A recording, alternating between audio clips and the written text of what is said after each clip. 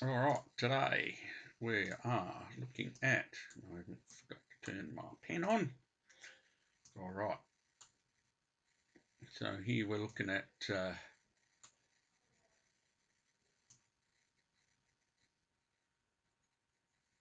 we go. All right, so we're looking at vectors still, and it says vector functions, so time varying vectors. So vectors can be used when we're talking about motion stuff, and where something might be, or what its velocity might be at a particular time. And so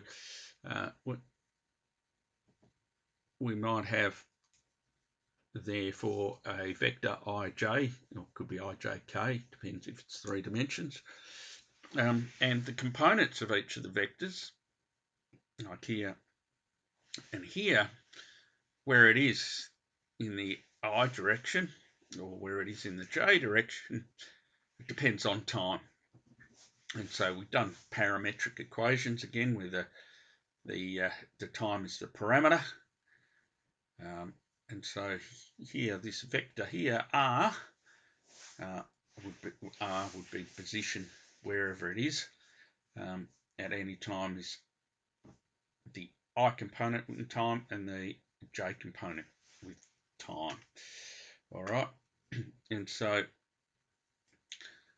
here's a vector function, and this one here is 2 minus t I plus 3 plus t squared j, where t is an element of the real numbers. And so this is the vector form. Now it says to find the Cartesian form. So we've got our parameter time, or t, and so basically we've got to eliminate that. So if we look at the x part and the y part, so the x part is 2 minus t, and the y part is 3 plus t squared. So if I rearrange this one here, I think I will get t equals 2 minus x. And then over here we've got t squared here, so what I can do is I can take my 2 minus x and put it in there. For t, and remember I've got to square it, 3 plus, that'll be 4 minus 4x plus x squared, I reckon. And so x squared minus 4x plus 7. And x would be an element of the real numbers. And we know that x would be an element of the real numbers because t is an element of the real numbers.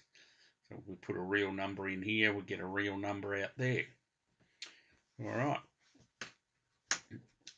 Okay, so turn from a vector into, or a vector function, into a Cartesian. So we know then that the path that this particular thing would take would be a parabolic path. All right, let's have a look at some more stuff. For each of the following, find the Cartesian equations, the domain and the range, and sketch the graph. Okay.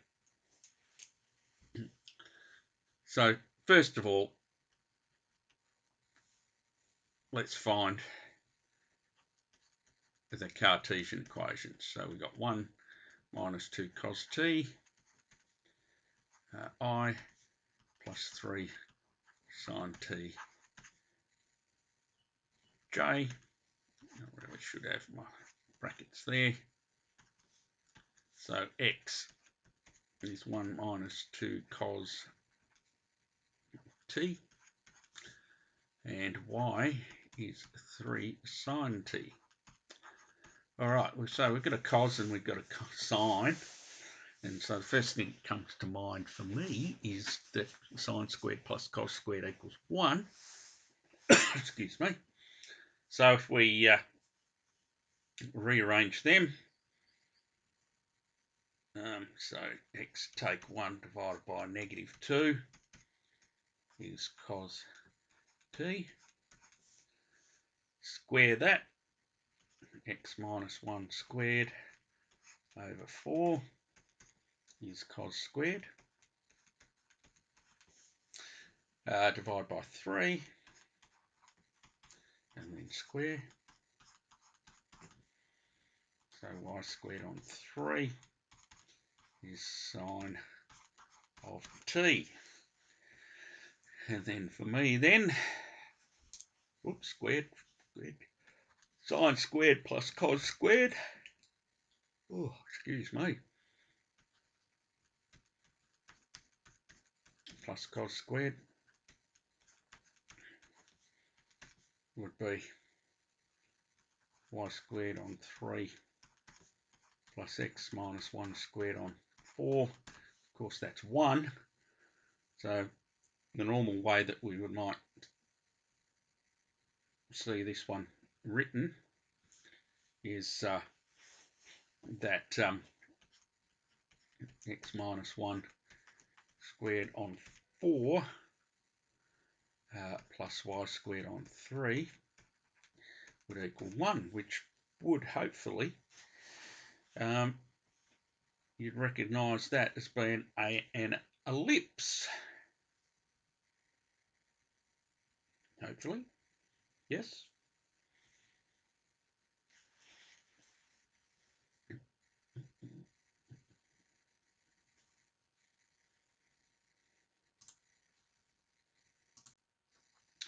All right, so an ellipse, as I said,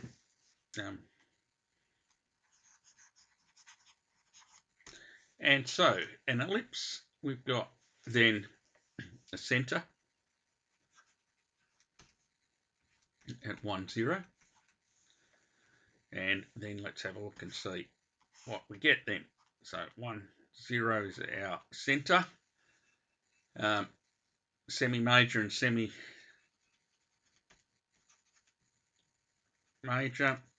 is 2. Yep. It's 4 squared. Oh, I forgot to square that there. That 3 is 9. Probably pick that up, hopefully. So 4 in the x direction, semi-minor.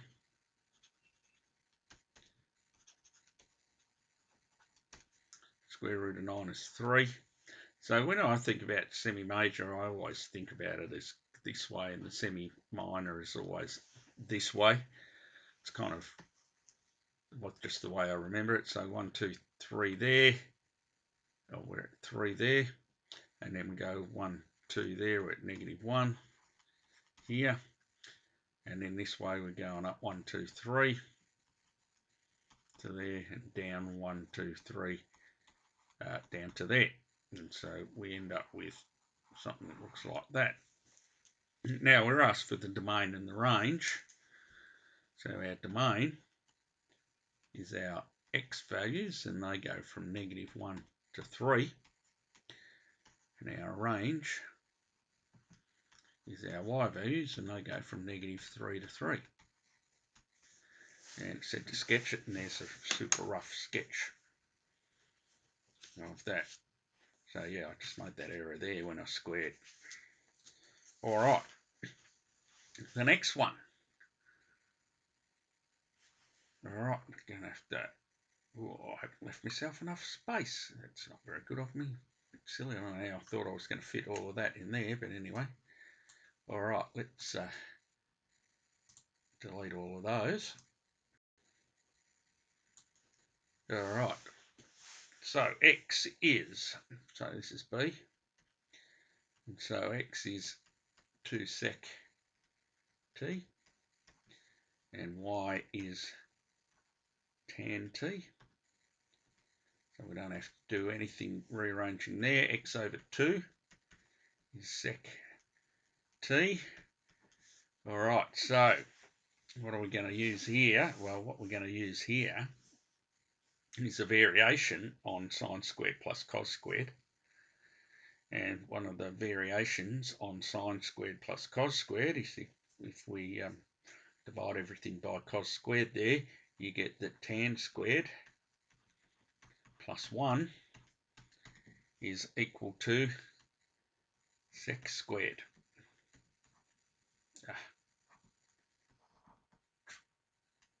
Is equal to sec squared. So sec squared is x over 2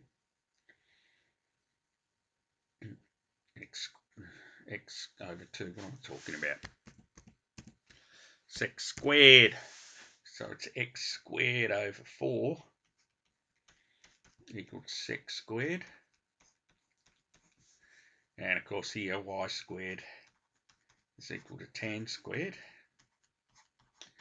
And so from this relationship, which comes from sine squared plus cos squared, and then when you divide everything by cos squared, you get the tan squared, which is y squared, plus 1 is equal to sec squared, which is x squared on 4.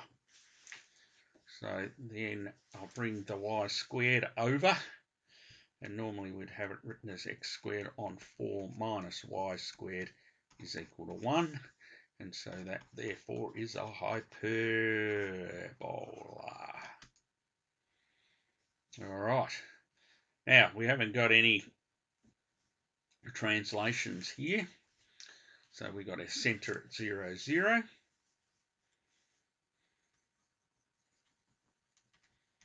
Is 0, 0. A is 2 and B is 1. So our asymptotes, all right, so if you look up the equations, the asymptotes here, because there's no translations, it's plus or minus 1/2 x, and our vertex would be, and of course because there's no translations, it's just plus or minus 2. All right, so let's sketch them, and then we can work out our domain and our range after that. So here's our thing, there's our y, so there's our x here. 1, 2, 3, 4, so there's 2. And our vertex is there. 1, 2, 3, negative 4, 2. There's our vertex there. Our asymptotes, half x. So positive 1/2. Rise over on to here. So there's one of them. That's the y equals half x. And then we've got the negative 1/2. So go down. Just there. And so here's our other one that goes here. And that's the negative half x. All right, so there it is, sits in here like so. Pretty rough, but anyway. All right, so our domain. All right, well, it stretches everywhere except in between there. So we don't want this stuff, but we want all the others. So one way we can write it is that x is a real number, except for between -2 and 2. Now, -2 and 2 are included because they're the vertexes. No, I haven't drawn it quite right. So we want to keep them in. So that's excluding everything except -2 and 2, everything in between. All right, this edge and this edge, they can keep going anywhere. So the range is simply the real numbers. All right, so there's the first part. So vector functions. Okay, so position, displacement, distance there. I already mentioned, up above these vectors and functions have an application to some motion. So position of a particle at any time is given by the vector RT, so that's what we've been looking at. Displacement, the definition of that is the change in the position. So if it's originally here, so R t it's here, t being whatever the start time is that we look at, or a particular time. Then a little bit of time later, it's moved to here. So it's for final positions at B. So R big T time T and R big T plus a bit of time. And so displacement is final position minus initial. So it's this position minus that. So it's this vector minus this vector. All right. Distance, how far? And often that's given by the magnitude of the vector. All right, so probably a little bit of an oversimplification because of things moving on a curve. It's not quite sure, but if we want to know the distance between those, the distance, not the distance travelled necessarily, but the distance between them, then we look at the magnitude of this displacement vector. So it does get a little bit more complicated than that. All right, so here it says, sketch the path of a particle where the position time t is given by this. All right, so if we want to know what the path is, and I already kind of touched on this above when I talked about, the Cartesian in the one, and I set up there that that particular one was a parabola. So what we need is Cartesian. So we need Cartesian. So Cartesian form. So x is 2t and y is t squared.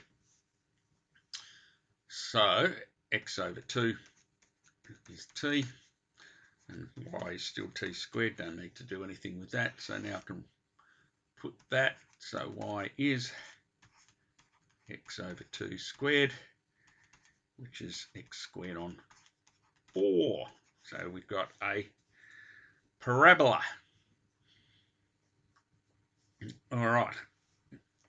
So we've got a parabola here, x over 4. So it's going to look something like this. All right. Now, what I haven't talked about is domain. So you'll notice up here, t is greater than or equal to 0. So that relates to a domain in our Cartesian. So if t has got to be greater than or equal to 0, so this number here has got to be greater than or equal to 0, then that means this number over here will be greater than or equal to 0 as a consequence. So what we have is we have a domain where x is greater than or equal to 0. So this parabola that we've got, we only want, not the whole lot of it, but we only want this part of it here. All right, and so that's a y equals x squared on 4. So that particular particle moves in a parabolic path. All right, so I grabbed an example out of your textbook for this one here. And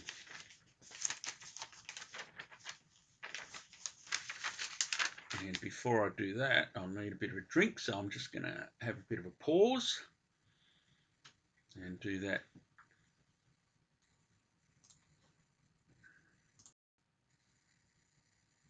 All right, here we go again. Okay, motion of two particles given by the vector functions, excuse me, r1 and r2, and time is greater than or equal to 0. Oh, excuse me. That drink didn't help very much, did it? Okay, so the point at which the particles collide. So key thing is here that they collide. So if two things are going to collide, what that means is they're at the same place at the same time. All right, because they could go through the same place, same spot. They could go through the same spot. Not necessarily at the same time, but they could go through the same spot. Oops, let's get rid of that. But when they collide, they can only collide if they're in the same place at the same time. So what does that mean? That means that R1 has got to equal R2. All right, same place, same time. So that means then that 2t minus 3i plus t squared plus 10j is got to equal t plus 2i plus 7tj. All right, I'm going to leave all a little vector squigglies because I'm too lazy.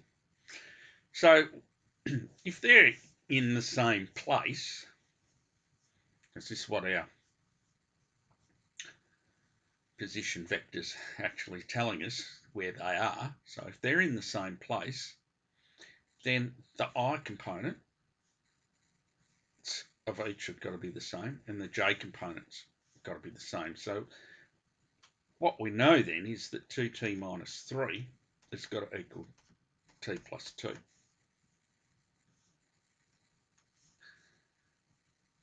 And also we know that t squared plus 10 has got to equal 7t. All right.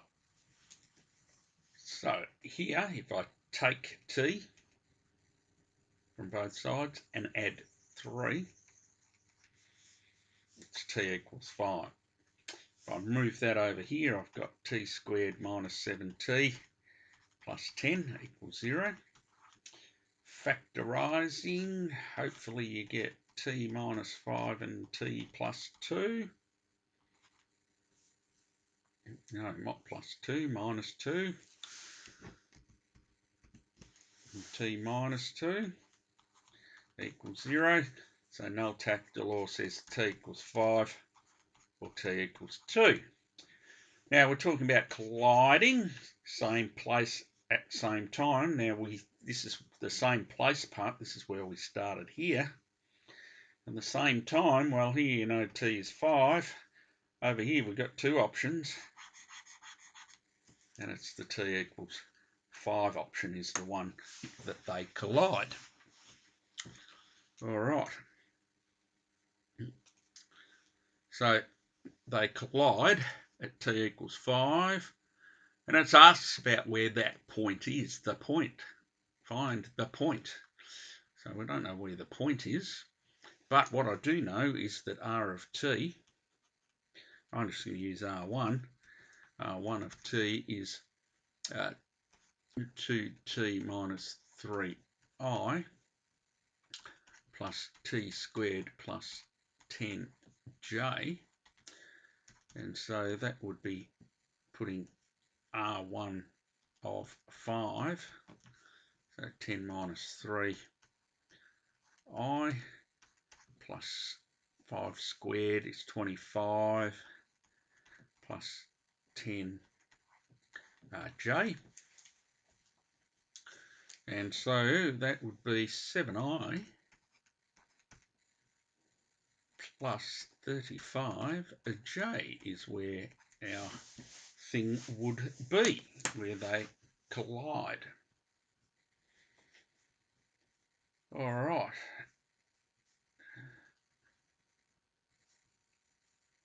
Then it says, blah, blah, blah, the points at which the two paths cross. All right, so this time the two paths cross. That means that they could be at the same place but at different times. All right, so the same place at different times.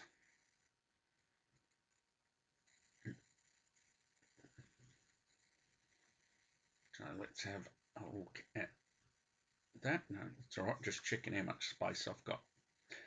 So the same place, maybe at different times. All right. So B, paths cross.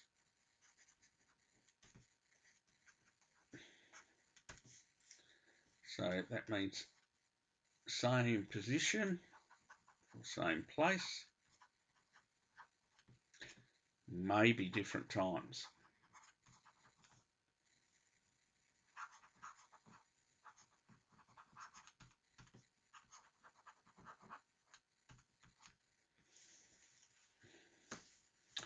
All right.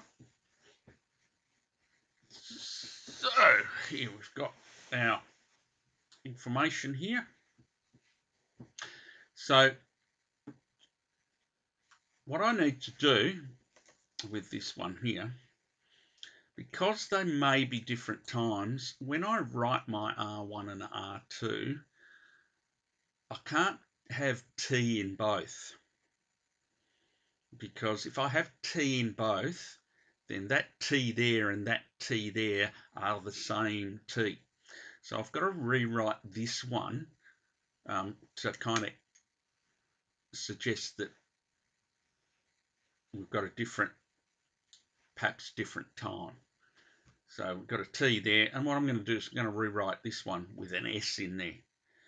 So the place that it's going to be, this one will be there at time T, this one will be there at time S.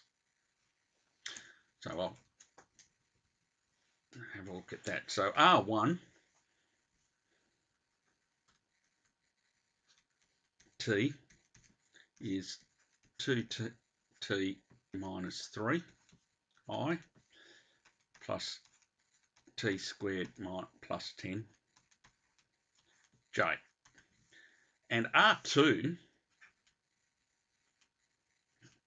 at time S is t plus 2, so S plus 2I plus 7S. All right, so S plus 2I plus 7SJ.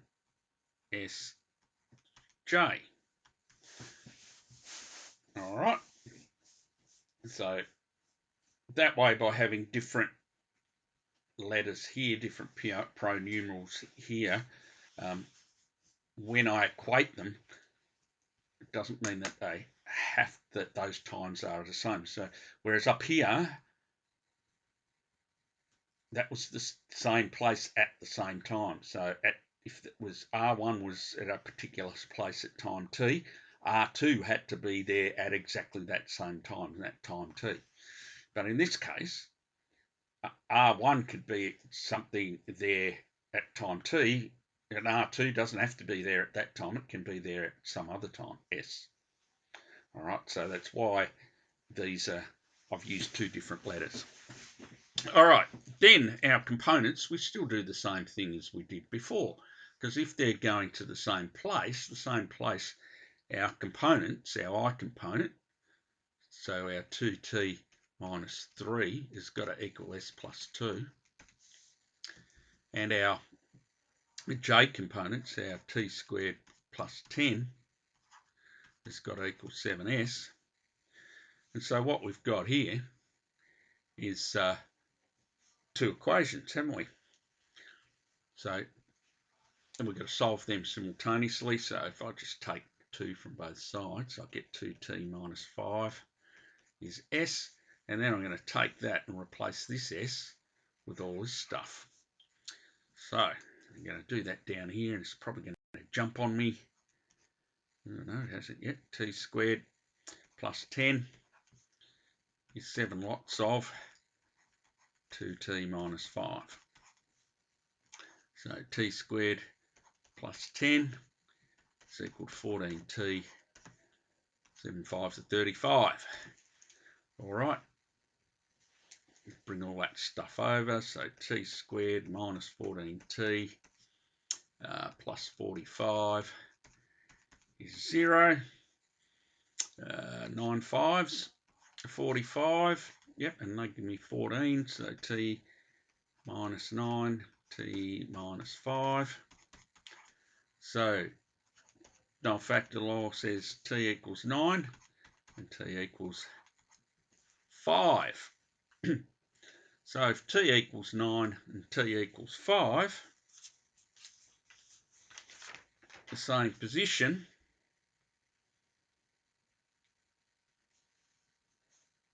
is that their paths will cross at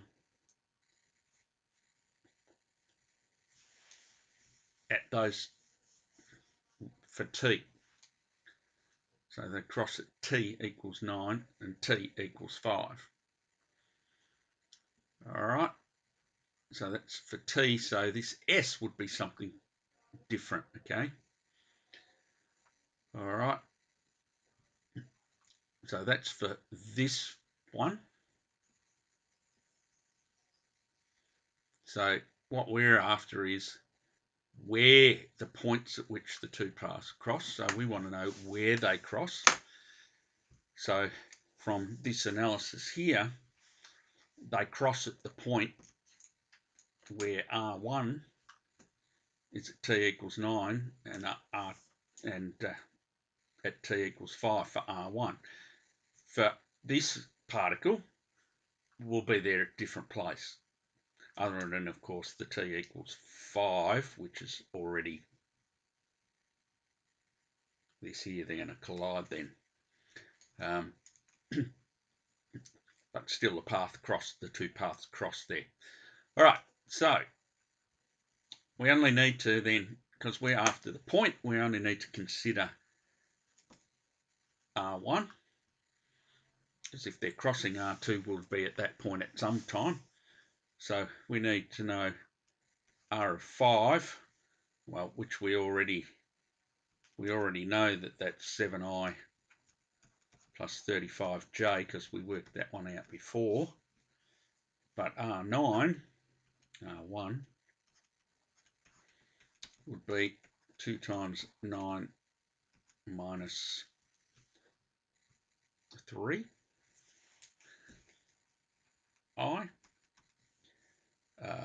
plus 9 squared plus 10j. And so that is 18 minus 3, 15i. 81 plus 10, 91j. All right, so the 2 points that they both go through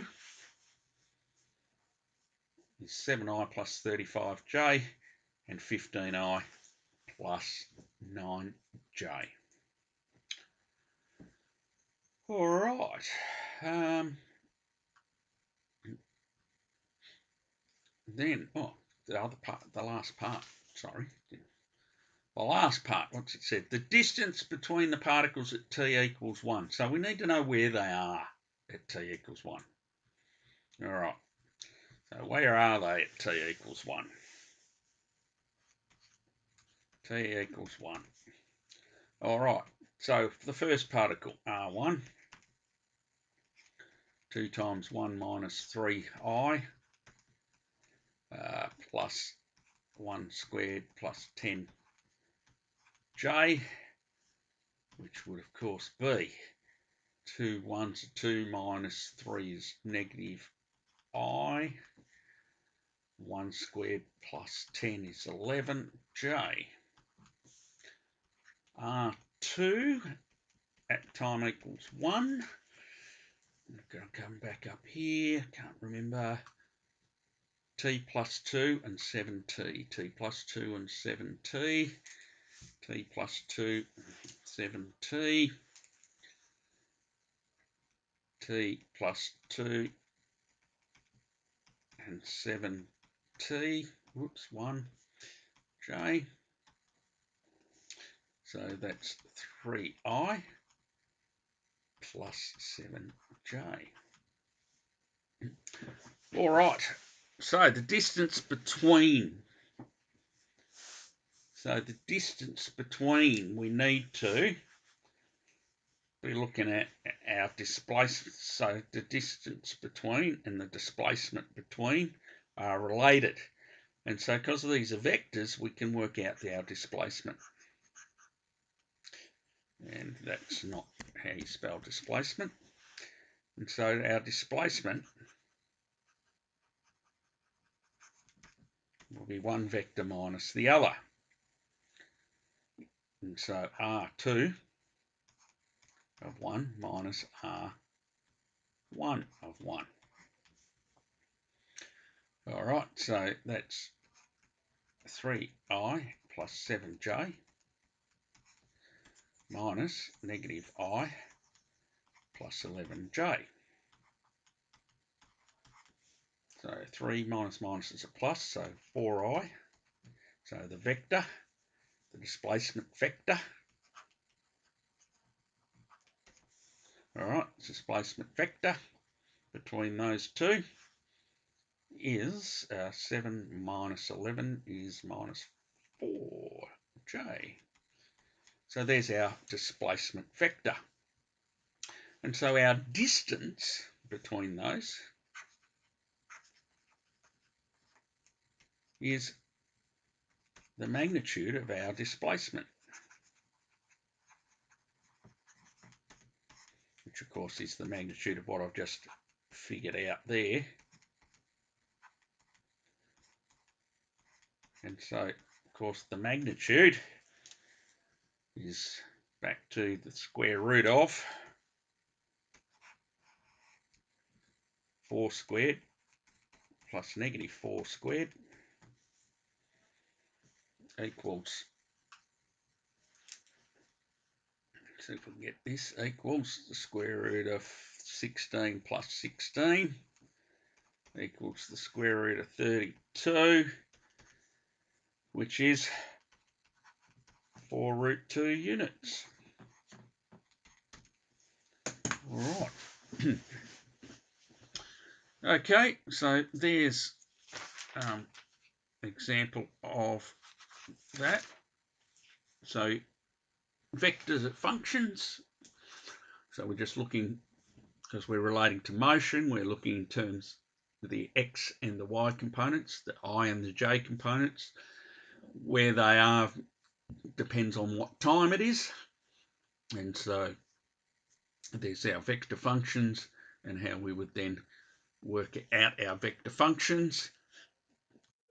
And two of the key things with this are these two things here, the colliding and the paths crossing. All right, so colliding, they've got to be the same place at the same time, and paths crossing means they've got to go through the same place, but one might go there now and another one's gone there later. So they don't have to get to the same place at the same time. For collide, same place, different times. For paths crossing. All right. So if you need any assistance with any of that stuff, make sure you get it. And as always, have fun.